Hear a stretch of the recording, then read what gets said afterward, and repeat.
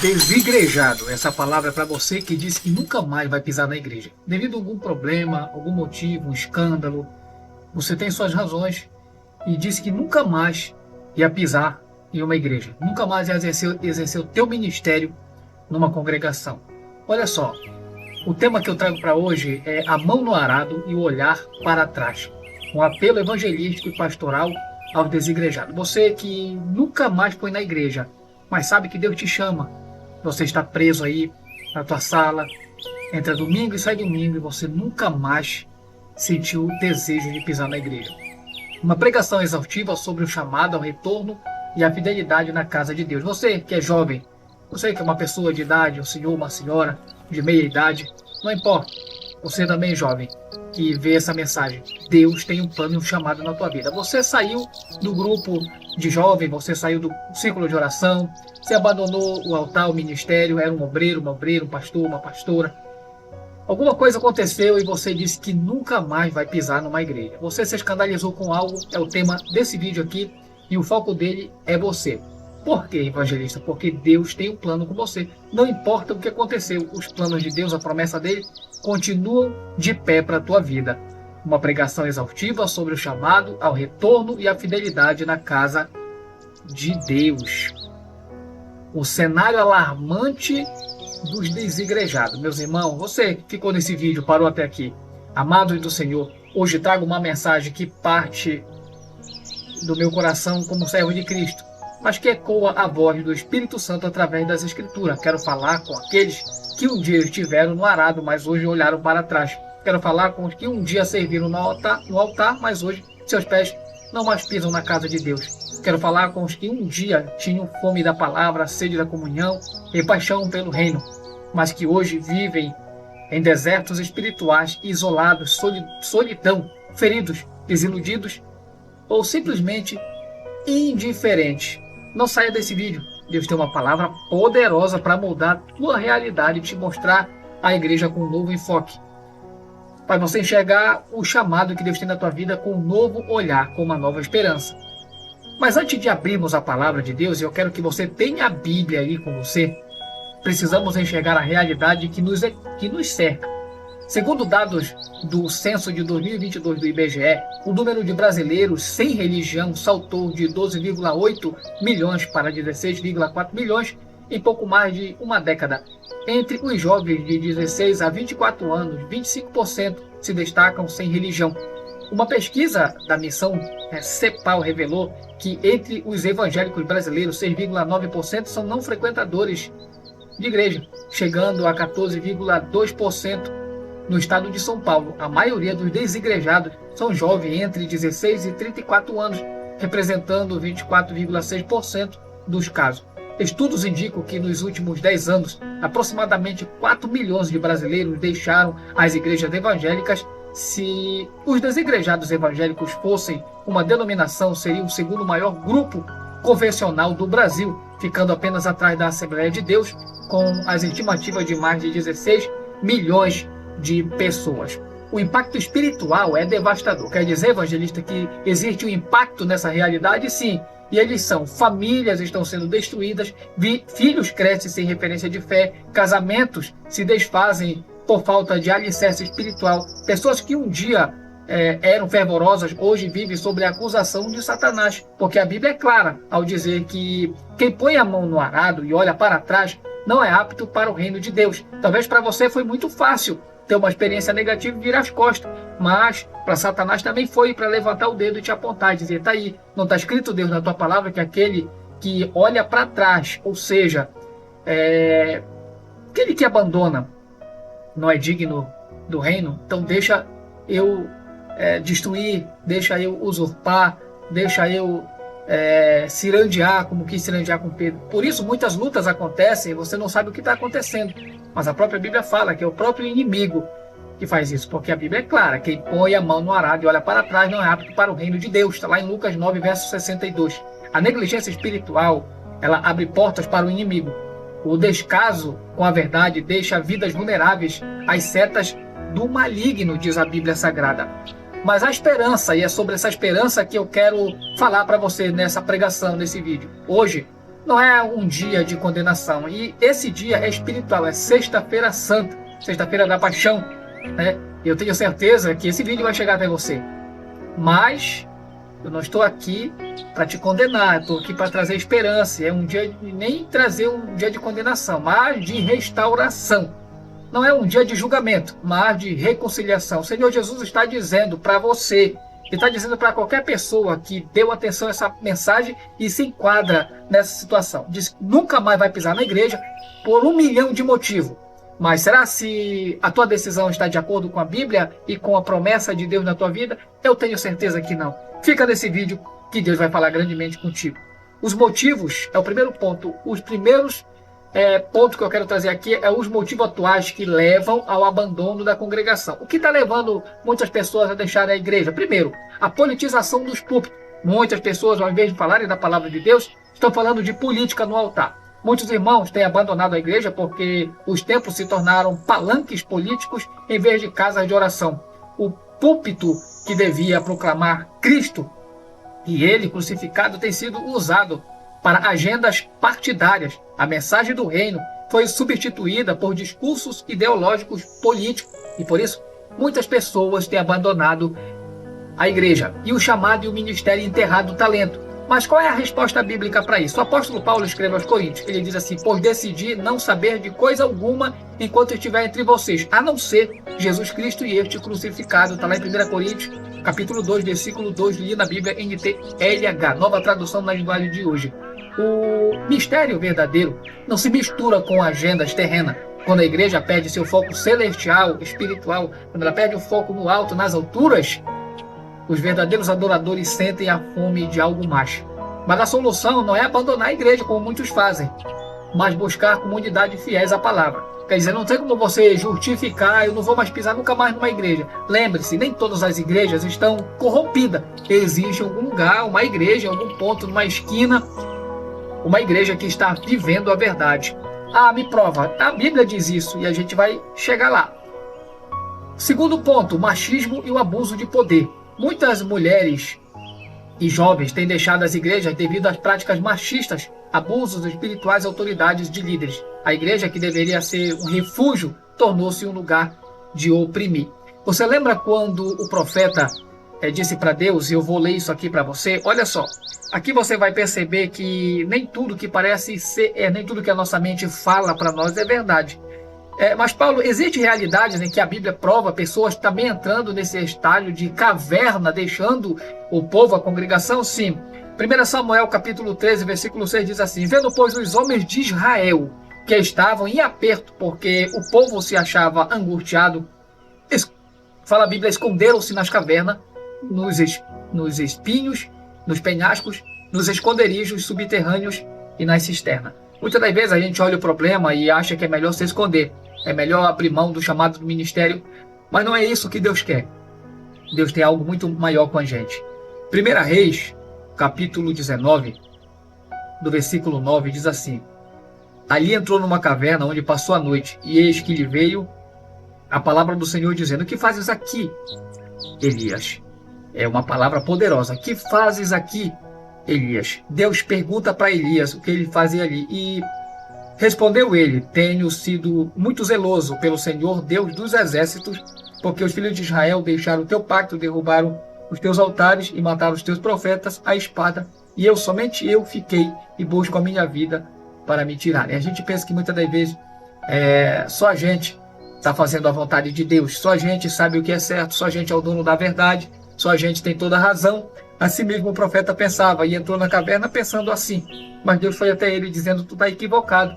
Não é, as coisas não são como você pensa. Apesar de eu entender que você está passando uma luta, uma dificuldade, você não tem a razão 100%. O que foi que aconteceu? O que Deus lhe disse: vem cá fora. Olha o que é que Deus está dizendo. Vem cá fora. Sai da tua zona de conforto, sai da tua zona de medo, de covardia e vem para fora. É isso que Deus está dizendo. Vem cá fora e põe-te no monte perante o Senhor. E eis que o Senhor passou, e um grande e forte vento fendia os montes e despedaçava as penhas diante do Senhor. Porém o Senhor não estava no vento. Depois do vento, um terremoto, porém o Senhor não estava no terremoto. Presta atenção, ele não estava no vento nem no terremoto. Quando você se tornar ou continuar sendo covarde, você vai passar por ventos e terremotos espirituais. Esta é uma palavra metafórica, falando de muitas lutas e aflições, e você vai achar que Deus está ali e vai se enganar. Acontece muitas das vezes. A gente pensa uma coisa e a coisa é outra. Ele pensava que Deus estava lá através desses ventos, desses terremotos, mas a Bíblia diz Deus não estava. E depois do terremoto, o fogo, porém o Senhor não estava no fogo. E ainda depois do fogo, uma voz mansa e delicada.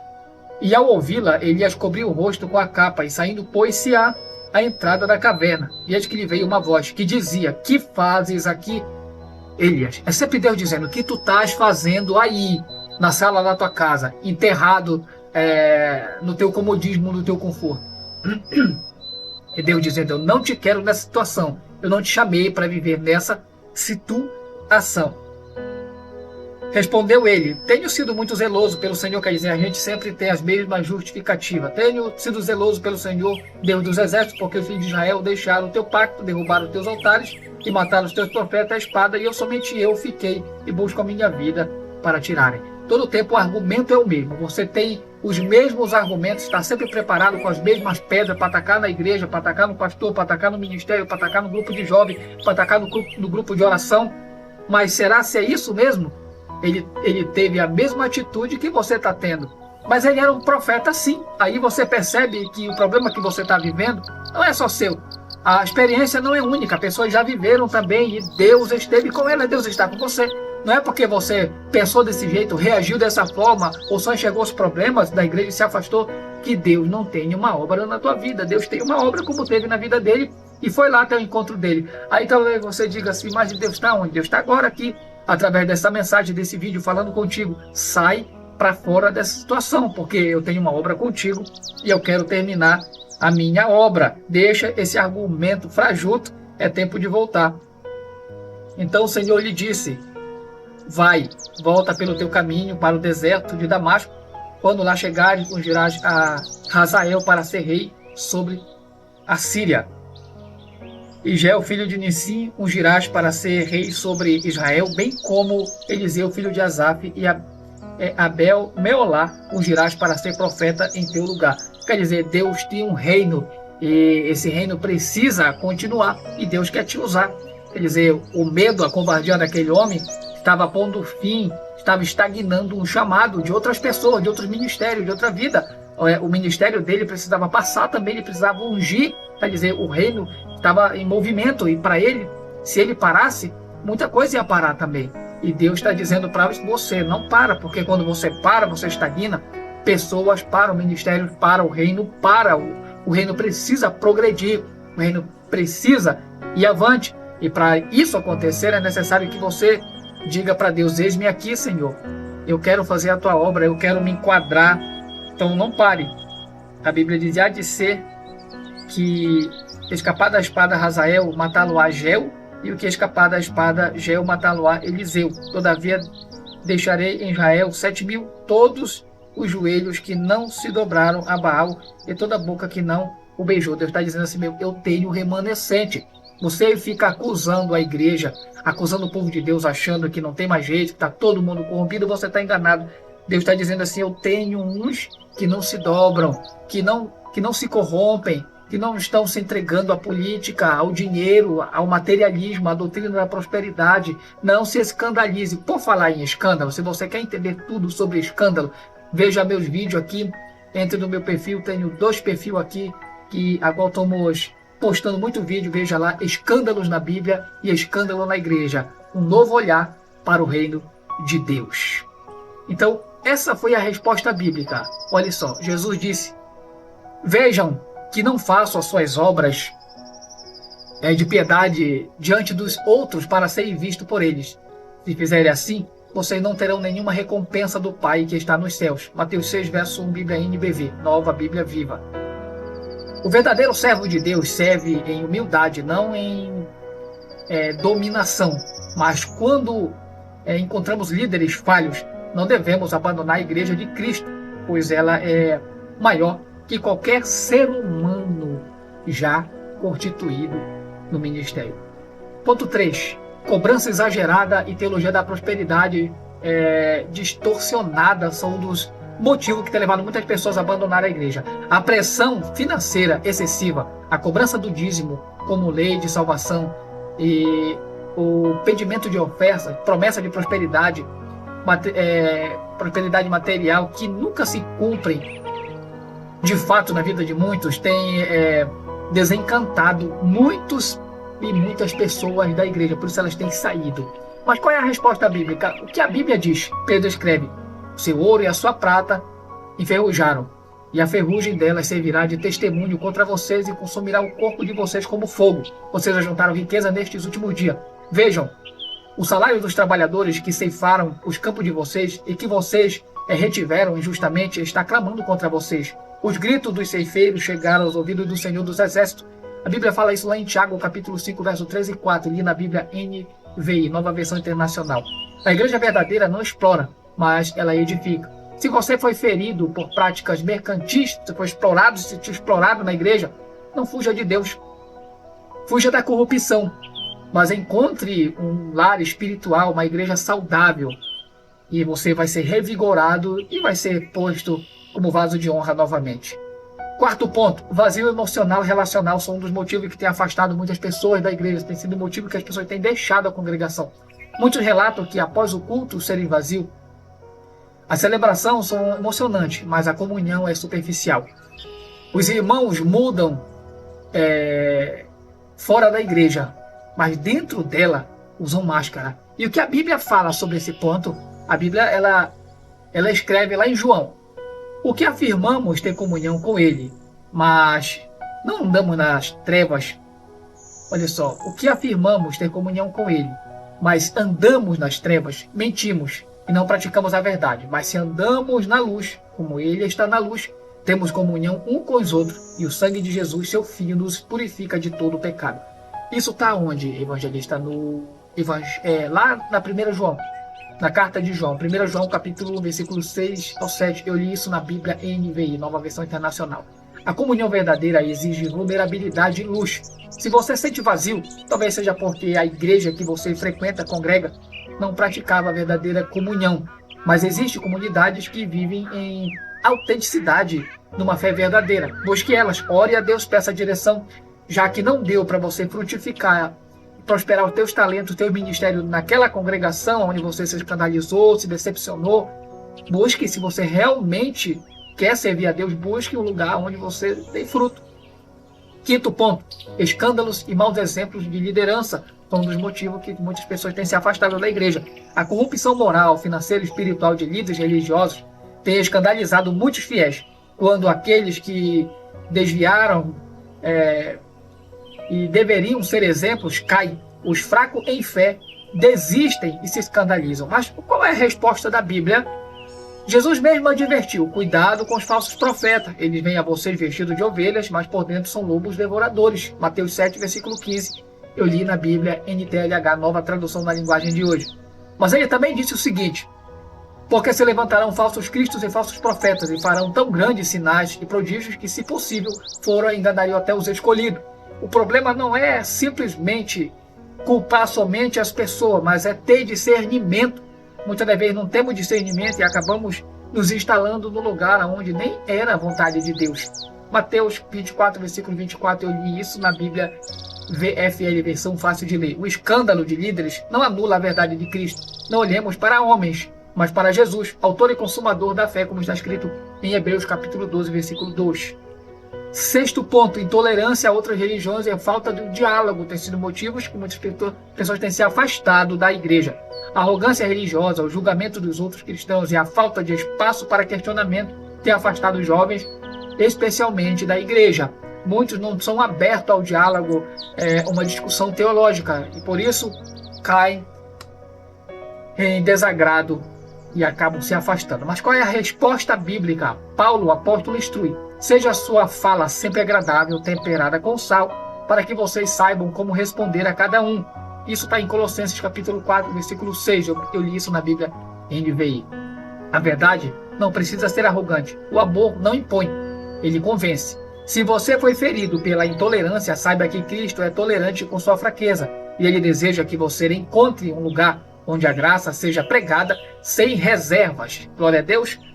Segunda sessão, vimos a primeira sessão aqui, vamos para a segunda sessão. A Bíblia proíbe o abandono da congregação. A Bíblia, ela traz proibição para a pessoa que abandonou a igreja. Então, quer dizer, se a Bíblia proíbe, então abandonar a igreja é uma espécie de pecado, de erro. Exatamente. Fique nesse vídeo para você entender. Olha só, primeiro, o mandamento de não abandonar a assembleia. Tá onde? Hebreus, capítulo 10, do versículo 23 e 25. Vou ler aqui para você na Bíblia NTLH, nova tradução na linguagem de hoje. Ela declara o seguinte, com clareza inquestionável.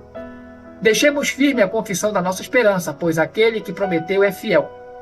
E tomemos o cuidado de estimular uns aos outros no amor e nas boas obras. Não deixemos de reunir-nos como igreja, como é costume de alguns. Pelo contrário, procuremos ainda mais uns aos outros para nos encorajarmos. E isso será assim, mas agora que o dia está perto. Que dia? O dia da volta de Jesus. A palavra não deixemos em grego, vem da palavra grega egikarteleipontes, significa abandonar, desertar, deixar para trás. Quer dizer, aquele que se afastou da igreja, ele está deixando a igreja para trás, ele está desertando, ele está abandonando o ministério, ele está deixando tudo para trás. Não é uma sugestão, é uma ordem negativa. A igreja primitiva se reunia diariamente, está lá em Atos 2, versículo 46. O abandono da assembleia, ou seja, da congregação da igreja, é considerado um costume perigoso e não uma opção válida, como muitos pensam.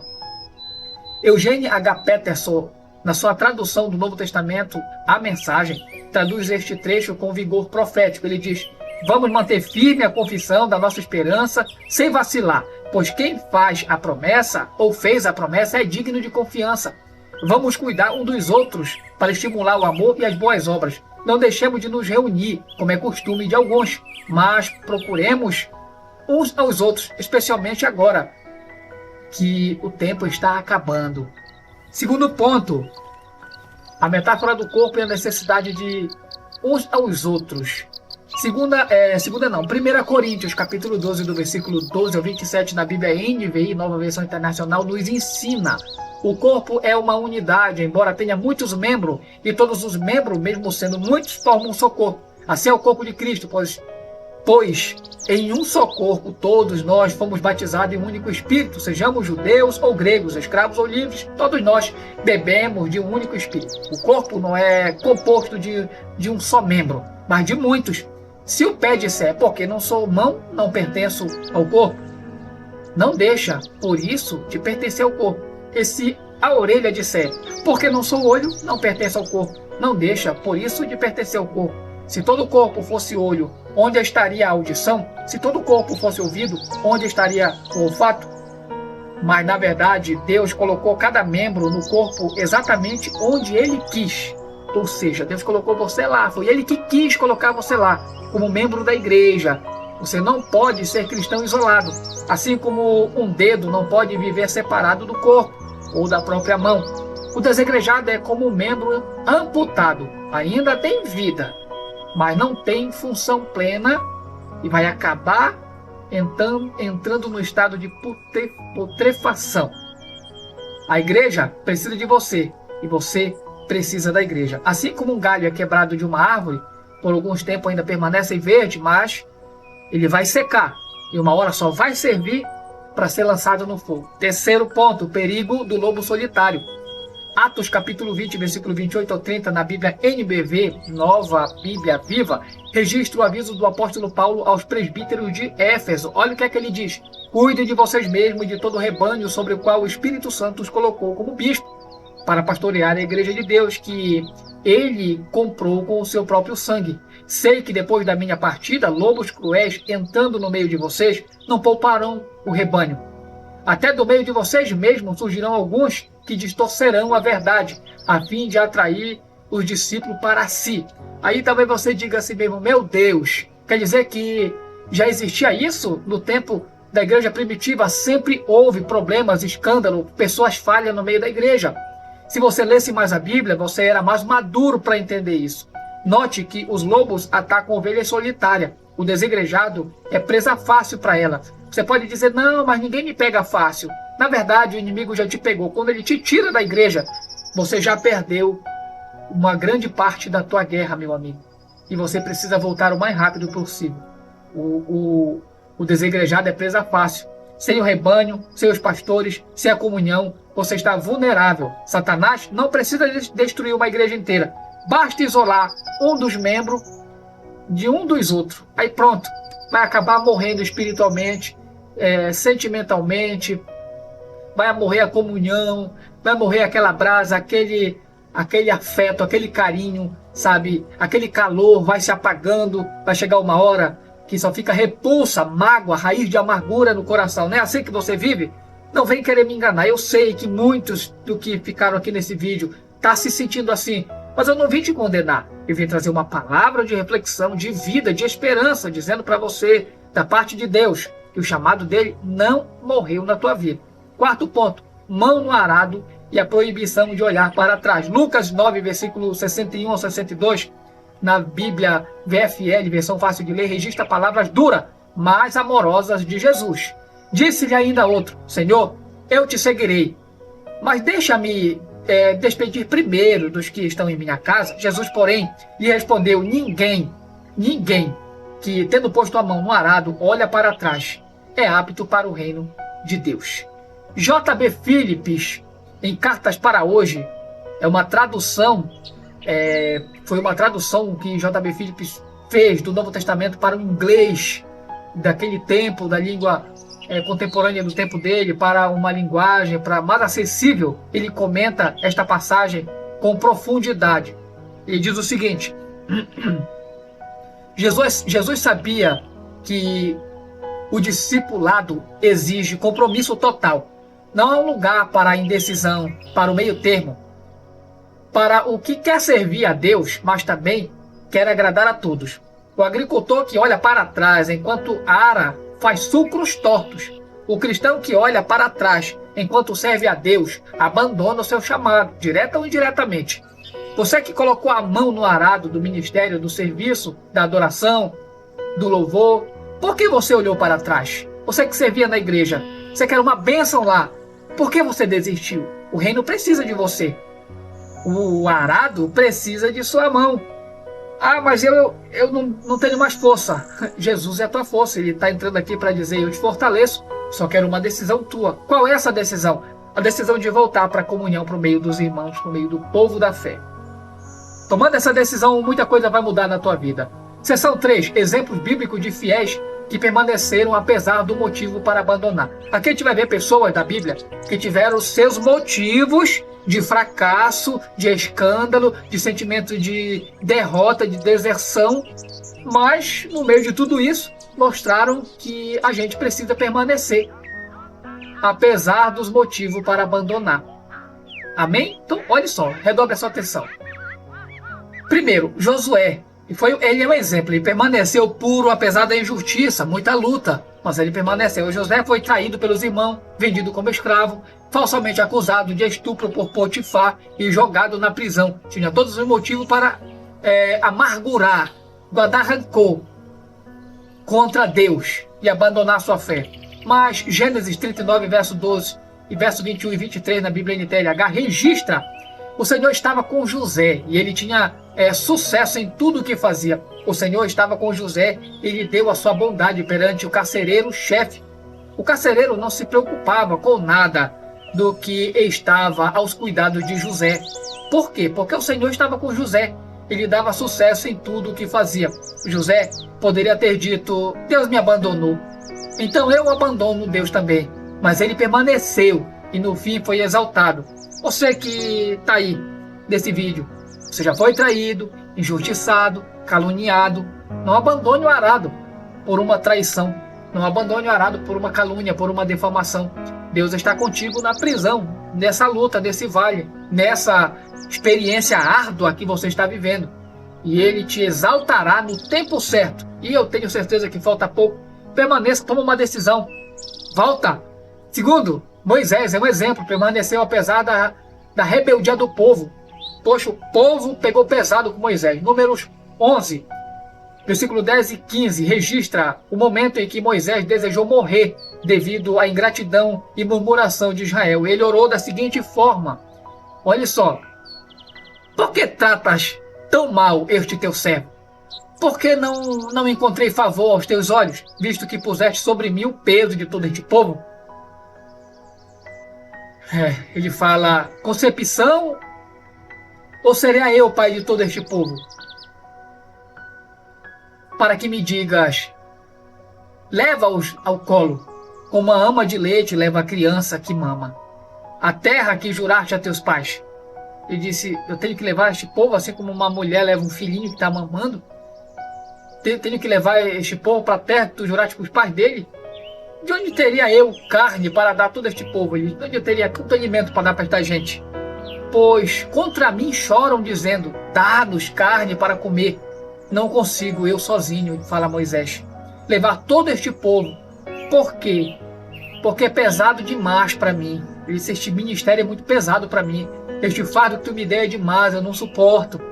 Se é assim que me vais tratar, mata-me agora mesmo. Se tenho achado favor aos teus olhos, amigo, não aguento mais, me mata logo, não dá para continuar. Não me deixes ver a minha miséria. Moisés queria desistir. O povo era ingrato, rebelde, murmurador, mas Deus não permitiu que ele abandonasse o ministério e muito menos o povo. Deus deu-lhe ajudadores. Está lá em Números 11, do versículo 16 ao 17. Se o peso do ministério é grande demais, não abandone. Peça ajuda. Deus levantará irmãos para dividir a carga com você e você vai ver que Deus é Deus de provisão.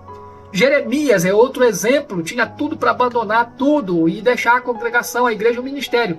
Jeremias permaneceu apesar da perseguição e do desânimo. Jeremias 20, versículo 7 ao 9, na Bíblia NVI, Nova Versão Internacional, expressa o desânimo profundo do profeta. Ele estava completamente desanimado. Ele diz, seduziste-me, Senhor, e deixei-me seduzir.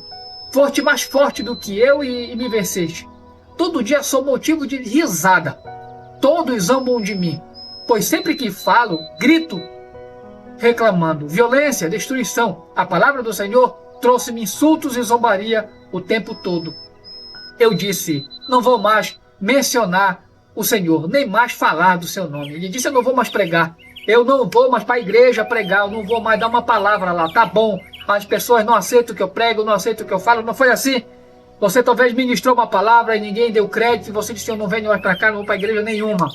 Mas a sua palavra, diz a Bíblia, diz Jeremias, mas a sua palavra era como fogo ardente dentro de mim, preso nos meus ossos, farto de contê-la, já não podia suportar. Jeremias tentou calar-se, tentando abandonar o ministério, mas a palavra de Deus dentro dele era como um fogo ardente, não podia conter. Se você tentou abandonar, mas há um fogo dentro de você que não se apaga, deixa eu te falar uma coisa, sabe o que é isso? É o Espírito de Deus, o Espírito Santo chamando você de volta, dizendo para você, não desista, volta para a igreja. Terceiro, Paulo, o grande apóstolo, permaneceu apesar das traições e da solidão. 2 Timóteo 4, versículo 9 e 18, na Bíblia, a mensagem de Eugênio H. Peterson registra o momento mais solitário da vida de Paulo numa linguagem fácil de compreender. Olha só o que ele disse. Faça o possível para vir me ver logo, ele diz. Pois Demas, desprezando o que Deus quer, foi para Tessalônica. Crescente foi para Galácia. Tito para Dalmácia. Só Lucas está comigo.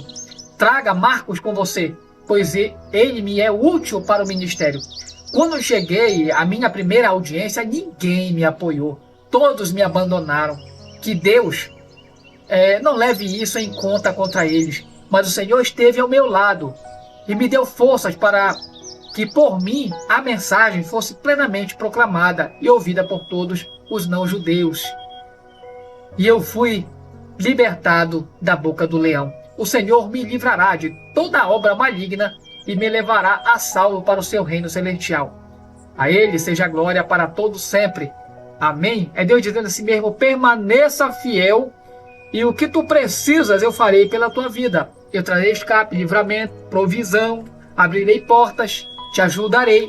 Deus está dizendo, muita coisa está dando errada porque você não se decide, volta. Paulo foi abandonado por todos. Demas o amou por este mundo presente.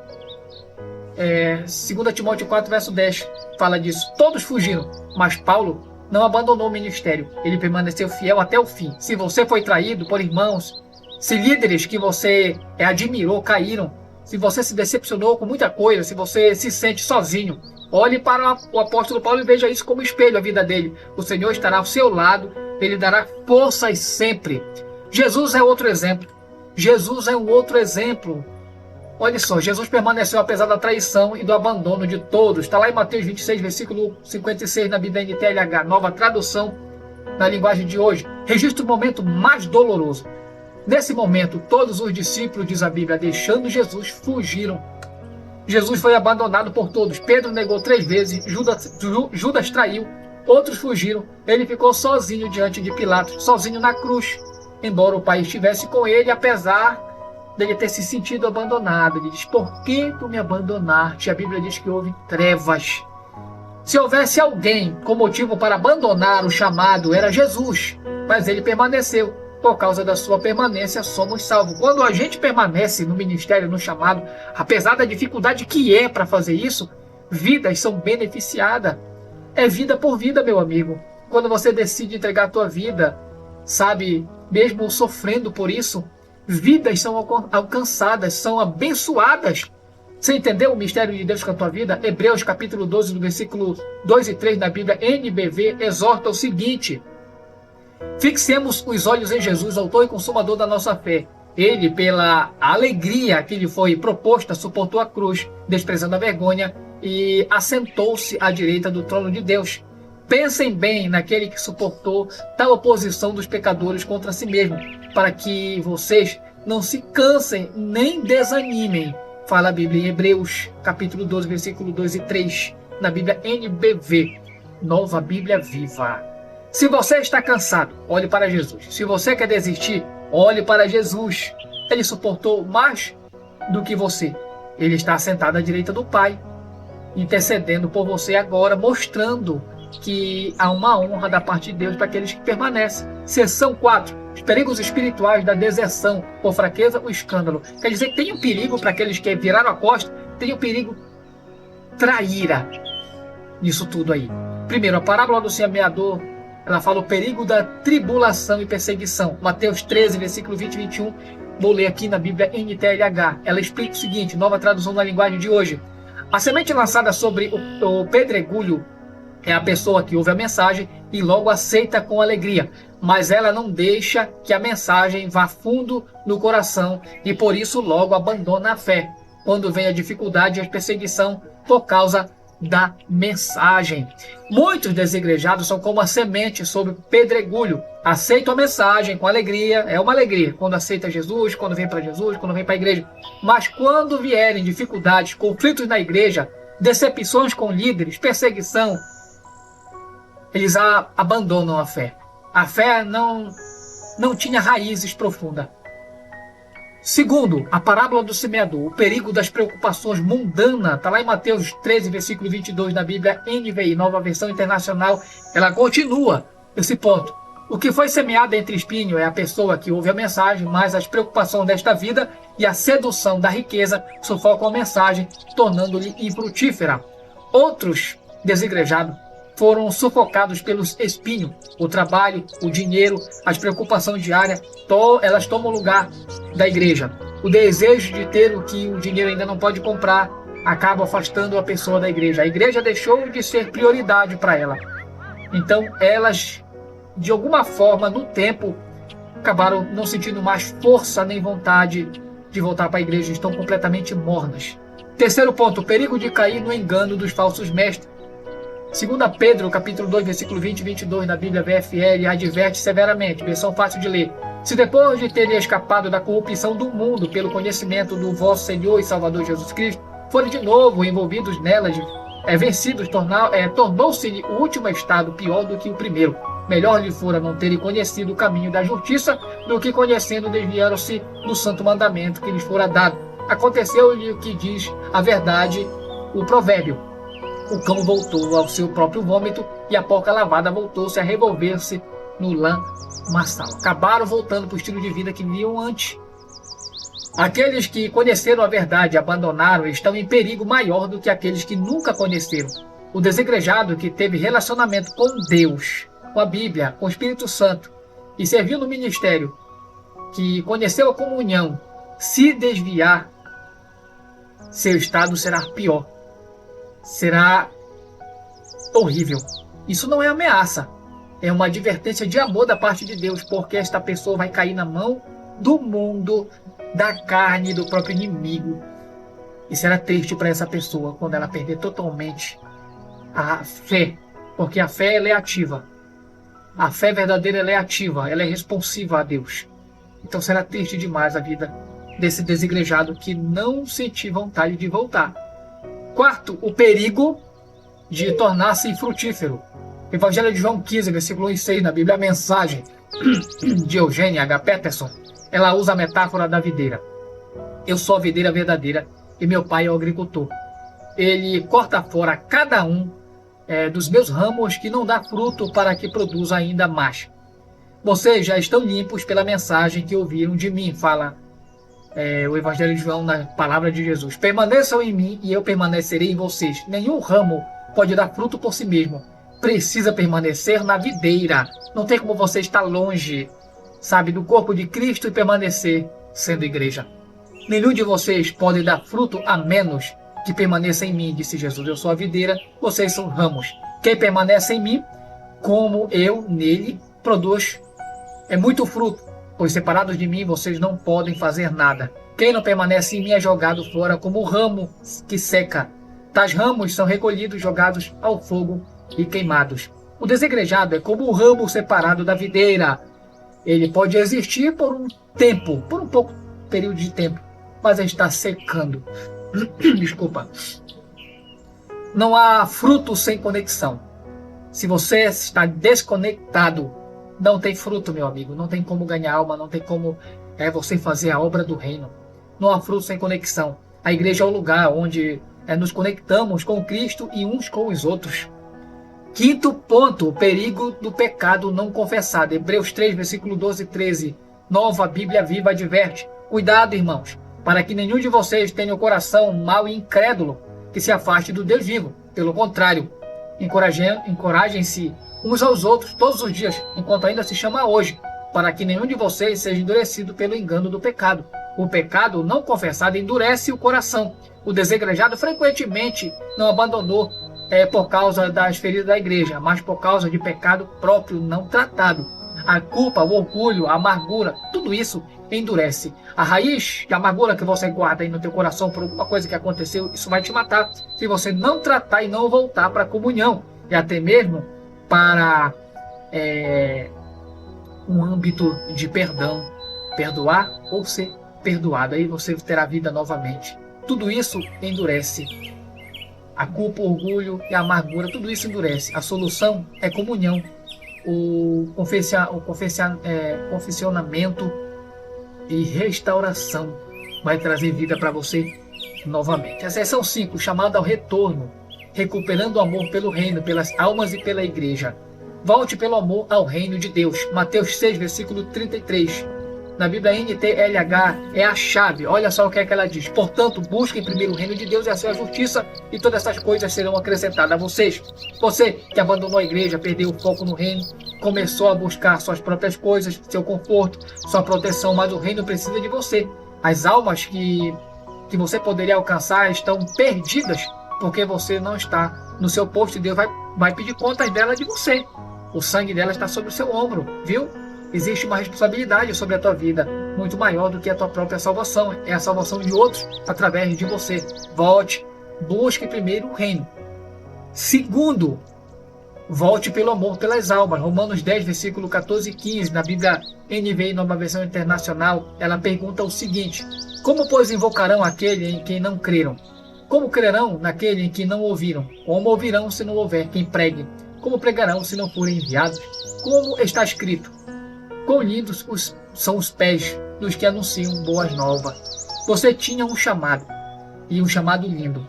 Havia almas que só você poderia alcançar pelo ministério que Deus te deu. E elas estão ainda lá, precisando que você ressurja de novo, que você se coloque no seu posto. Seu testemunho, seu ministério, seu amor, seu trabalho, aquilo que você fazia lá, apesar de você ser julgado, mal compreendido, era lindo, e Deus estimava muito você. há uma necessidade de Deus te ver lá novamente. Ele tem esperança que você vai voltar. Quando você abandonou o arado, essas almas ficaram sem testemunho. Volte. Há almas esperando pela sua palavra. Há trabalho que só vai desenrolar com você lá. Você sabe disso. Você era desenrolado lá, você era desenrolado, você fazia mesmo. Não botava impedimento. Você não ficava inventando a brobrinha para fazer. Você ia e fazia. E isso Deus dá muito valor. Deus gosta de ver o teu trabalho. Terceiro, volte pelo amor pela igreja. Efésios capítulo 5, versículo 25 ao 27, versão fácil de ler, revela o amor de Cristo pela igreja. Maridos, amai-vos, vossas mulheres, assim como Cristo amou a igreja e a si mesmo se entregou por ela, para santificar, purificando-a com a lavagem da água pela palavra e apresentar-se a si mesmo, igreja gloriosa, sem mácula, sem ruga e nem coisa semelhante, mas santa e irrepreensível. Cristo ama a igreja, apesar das suas imperfeições. Ele a purifica, a lava e a transforma. Se você abandonou a igreja porque ela é imperfeita, meu amigo, deixa eu falar uma coisa. Você está exigindo dela algo que só Cristo pode fazer. A igreja é uma noiva em processo de purificação. Deus está libertando muita gente ainda lá, viu? E inclusive você é um deles, que Deus quer tirar, sabe, esse menino que ainda não amadureceu. Ele quer te amadurecer, fazer de você um adulto na fé. Se você fosse pessoa mais madura, você teria enfrentado a dificuldade que hoje te botou no poço, no calabouço, na sala da tua casa, te enclausulou aí, te deixou nas grades, te deixou colado na tela, lá na tua sala e na telinha do teu celular. Não tá nem aí, entra domingo e sai domingo. Se você fosse mais maduro, você não teria caído nessa. Jesus tem algo grande. Jesus ama a igreja, apesar dela ser imperfeita. A igreja é uma noiva em processo de purificação. Ame-a como Cristo a ama. Também, olha só. Quarto, volte pelo amor ao serviço. 1 Pedro 4, verso 10 e 11, nova tradução da linguagem de hoje, exorta: cada um conforme o dom que recebeu, sirva aos outros, administrando bem a graça de Deus em suas muitas formas. Se alguém fala, faça como quem transmite a palavra de Deus. Se alguém serve, faça com a força que Deus dá. Para quem em todas as coisas Deus seja glorificado mediante Jesus Cristo. A Ele seja a glória e o poder para todos sempre. Você recebeu o dom de Deus? Eu sei que recebeu. Está enterrando ele aí, né? Tem enterrado o teu talento. Talvez fosse o dom da palavra, da administração, do louvor, da misericórdia, da fé, da cura, seja lá do que for que Deus te deu. Esses dons não foram dados para ficarem ocultos, enterrados. A igreja precisa do seu dom. O corpo não funciona plenamente sem você. Volte ao serviço e seja uma bênção para a igreja. Talvez a igreja ela ainda não seja quem você quer que ela seja, porque está faltando você lá com o dom que Deus te deu. Você exercendo o teu chamado com maturidade, tenho certeza que Deus vai te dar sabedoria e poder para você edificar a igreja. Quinto, volte pelo amor à palavra. Salmo 119, verso 103, melhor dizendo, 105, na Nova Bíblia Viva, ela declara o seguinte. Vamos ver o que é que ela diz. Ela diz assim mesmo: quão doces são as tuas palavras ao meu paladar, mais do que o mel à minha boca. Ganho entendimento por meio dos teus preceitos. Por isso odeio todos os caminhos da falsidade. A tua palavra é lâmpada para os meus pés e luz para o meu caminho. Fora da igreja, você tem lido a Bíblia? Tem meditado na palavra? Ou a Bíblia está pegando poeira? A igreja é o lugar onde a palavra é pregada, ensinada, discutida, vivida, viu? Ali, através dela, a exortação, a doutrina. Volte para a luz da palavra de Deus. Sexto, volte pelo amor ao louvor no altar. Você que adorava, servia, tinha um louvor maravilhoso, agora está até cantando para o mundo aí. Só está cantando as músicas mundanas. Às vezes acontece com a gente. Salmo 100, no versículo 1 e 2, na Nova Versão Internacional, ela convida: aclame ao Senhor todos os habitantes da terra. Prestem culto ao Senhor com alegria. Venham diante dele com cânticos alegres.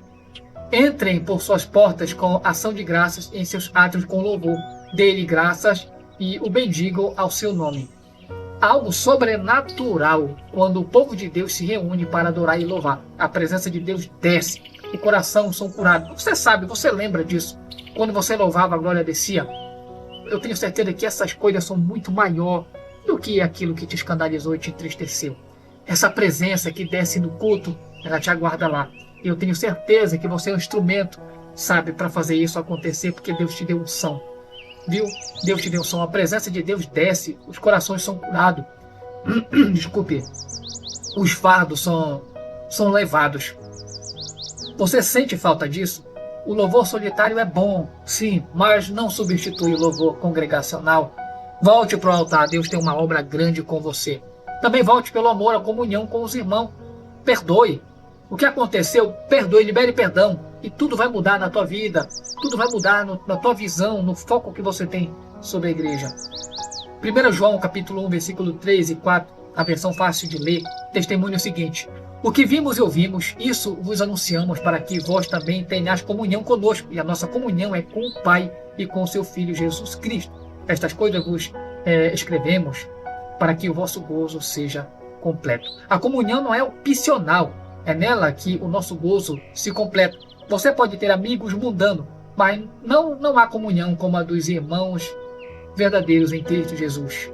Aqueles que oram por você, que te corrigem com amor, que te carregam quando você cai.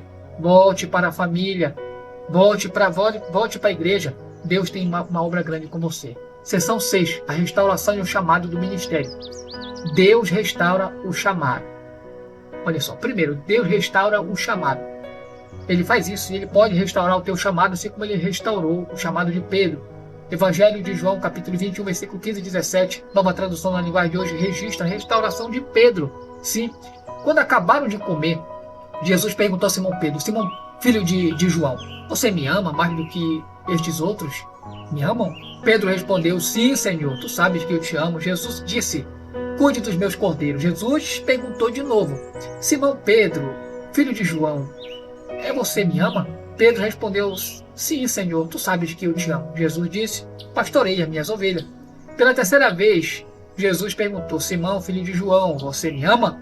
Pedro ficou triste porque Jesus perguntou pela terceira vez se ele o amava. E disse: Senhor, tu sabes todas as coisas, sabes que eu te amo. Jesus disse: cuida das minhas ovelhas. Pedro negou Jesus 3 vezes. Ele tinha motivo para se esconder, para abandonar o ministério para sempre, para estar envergonhado por alguma coisa, mas Jesus o restaurou.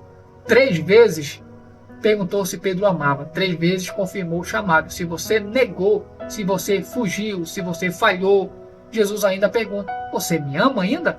Você ama aquilo que eu te dei? Você ama o ministério que eu coloquei na tua vida? Você ama os teus irmãos? Você ama a palavra? Ama o reino? Se a resposta for sim, ele restaura a partir de hoje o teu chamado. Segundo, Deus restaura o ministério. Sim. 1 Timóteo capítulo 1, versículo 12 e 14, nova versão internacional, mostra a gratidão de Paulo. Ele fala o seguinte: dou graças àquele que me deu forças, a Cristo Jesus nosso Senhor, porque ele me considerou fiel, designando-me para o ministério, a mim, que antes fui blasfemo, perseguidor e insolente, mas obtive misericórdia, porque agi por ignorância na incredulidade. A graça de nosso Senhor transbordou para mim, juntamente com a fé e o amor que há em Cristo Jesus. Você entendeu aí o que Deus tem contigo?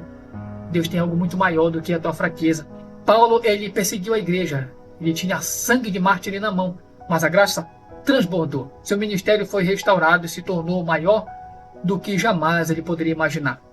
Não importa o que você fez, não importa o que fizeram na igreja para você, não importa o que aconteceu que te abalou, por que abandonou.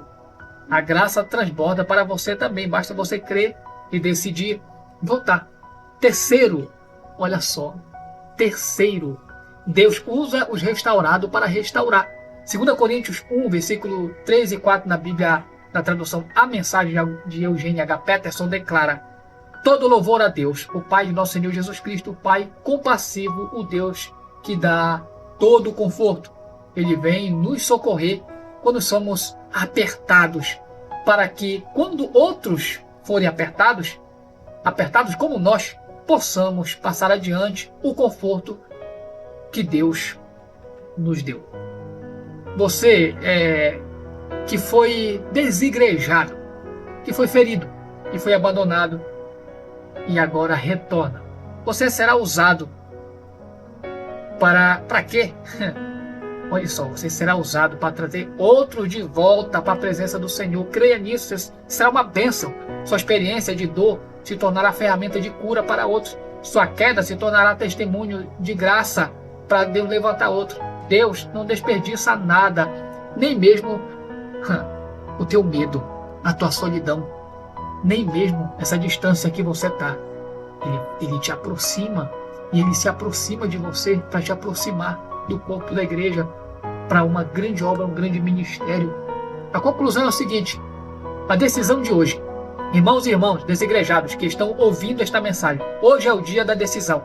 Irmãos que um dia esteve no arado e que hoje está decidido a voltar. O coração que se endureceu pode ser quebrantado. O amor que se perdeu pode ser reavivado. Lucas 15, versículo 17 e 20.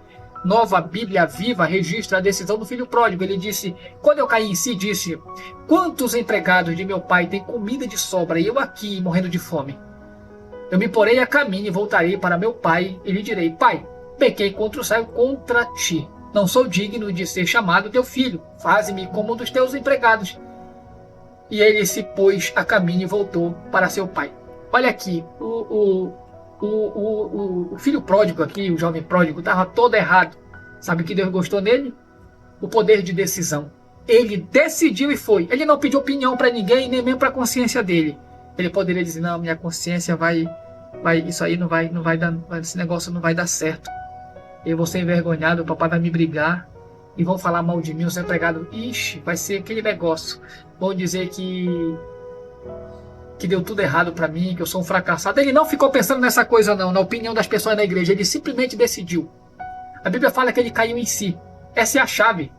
Pare de justificar seu afastamento. Pare de culpar a igreja, os pastores, os líderes, as pessoas, o ciclo de oração, o grupo de jovem, a liderança. Pare de jogar a culpa no outro, a circunstância. Caia em si. Reconheça que fora da casa do Pai você está morrendo de fome da palavra, de fome de fazer a vontade de Deus. E ponha-se a caminho. Volte. Toma aí o exemplo do jovem aí. O pai o viu de longe. Quer dizer, quando você toma uma decisão, Deus reage.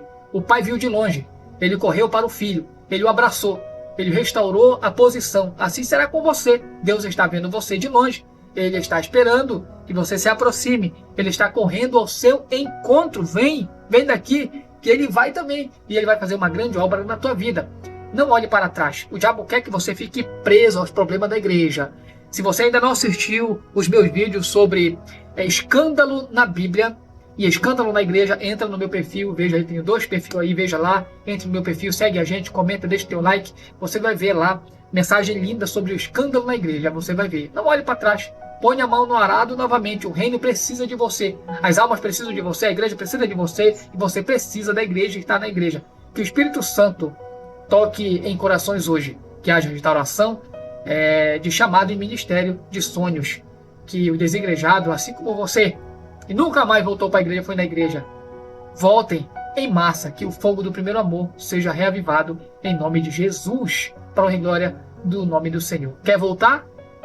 Decidiu? Está decidido? Então vou orar. Pai, essa pessoa que decidiu, tira o impedimento, o atrapalho, o embaraço, joga por terra o impedimento, e eu profetizo renovo, restauração, abraço de perdão e restauração de ministério de vida, que essa pessoa, Senhor, seja uma bênção, que ela volte, Senhor, ela faça uma nova aliança, que ela assuma o compromisso, pegue no arado, que ela assuma o ministério de louvor, da palavra, da cura, essa pessoa que dizimava, ofertava, que ajudava, que contribuía, Senhor, lavava o banheiro, varria a igreja, a limpava, era uma bênção, estava no altar, estava na nave, trabalhando todos os dias, incansavelmente. Algo aconteceu.